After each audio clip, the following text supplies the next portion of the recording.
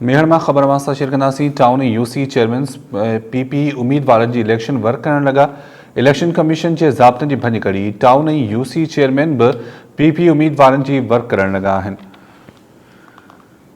Town committee राधन जो chairman गुलाम दस्तगीर Gorad PP उम्मीदवार Fayaz bhurji work में मसरूफ़ है, जैसे यूनियन काउंसिल चेयरमैन नईम मंसूमरो सरदार चांदवी बिया इलेक्शन वर्क में मसरूफ़ हैं।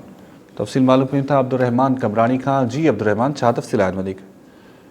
जी बिल्कुल साहब, हींअर इलेक्शन कमीशन पाकिस्तान पारां चूंड बाबति जोड़ियल ज़ाब्तनि ते अमल न थी सघियो आहे। मेयर केन शाह जे सूबाई क़ौमी तक चूंड विढ़ंदड़ पीपी मुखालिफ़ उम्मीदवारनि पारां एतिराज़ शिकायतुनि बावजूद बि अमल न थी सघियो।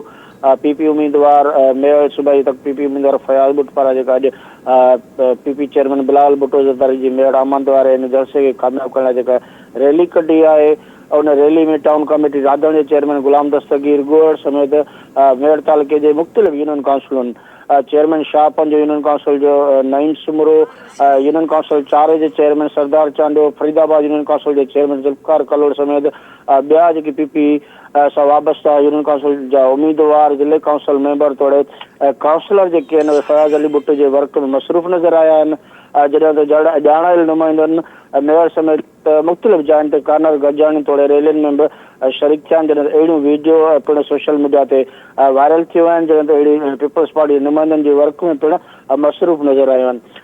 जी मां वधीक ॿुधाईंदो आहियां त इलेक्शन कमीशन जेका दादू पारां इलेक्शन ज़ाब्ता ख़िलाफ़ जेको अॼु समूरनि पार्टियुनि जो दादू में ज़ाब्ता ख़िलाफ़ जे भञकड़ी ख़िलाफ़ जेका गॾिजाणी रखी वई, उन गॾिजाणी में इलेक्शन कमीशन जे हुकुम तहत डिस्ट्रिक्ट रिटर्निंग ऑफिसर दादू फयाज़ राहू जो पिणु समूरनि उम्मीदवारनि सियासी पार्टियुनि खे गॾाए इजलास घुरायो। इजलास दौरान जेके GDA, जमायत इस्लामी, JUI, PTI समेत सियासी पार्टियुनि जे अहम उहिदेदारनि तोड़े उम्मीदवारनि ज़िले दादू जे क़ौमी सूबाई तकनि ते बीठल उम्मीदवारनि शिरकत कई, जंहिंमें शिरकत दौरान पीपल्स पार्टी हुकूमती दौर खां सवाइ समूरनि उम्मीदवारनि दादू ज़िले में इलेक्शन जी ज़ाब्ता ख़िलाफ़ जी बंदिकड़नि ते सख़्तु एहतजाज कयो आहे।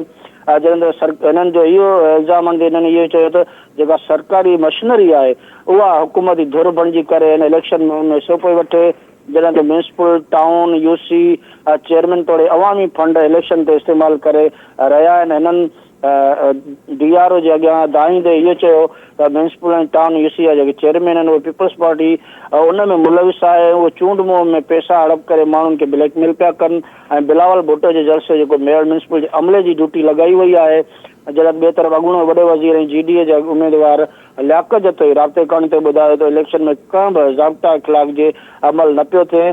ज़ाब्ता ख़िलाफ़ बाबति डिस्ट्रिक्ट रिटर्निंग ऑफिसर पारां घुरायल इजलास में ज़िले काउंसिल जे चेयरमैन समेत म्यूनिसिपल मेंबरनि खे बि पाण घुराए इजलास में विहारे जेको आहे महिमान तौरु विहारियो आहे, जेका ज़ाब्तनि जी भञकड़ी आहे। जॾहिं त इजलास में SSP दादू, शबीर सेठा समेत चइनी तालुकनि जा returning officer, assistant returning officer पिणु मौजूदु हुआ। जंहिं त इजलास में दादू ज़िले जे समूरनि उम्मीदवारनि ज़ाब्ता ख़िलाफ़ भञकड़ियुनि ते जेको आहे इजलास मां उथी करे वापसि हलिया विया आहिनि। जी शायदि ठीक है, वॾी महिरबानी अब्दुर्रहमान अपडेट करण जे लाइ।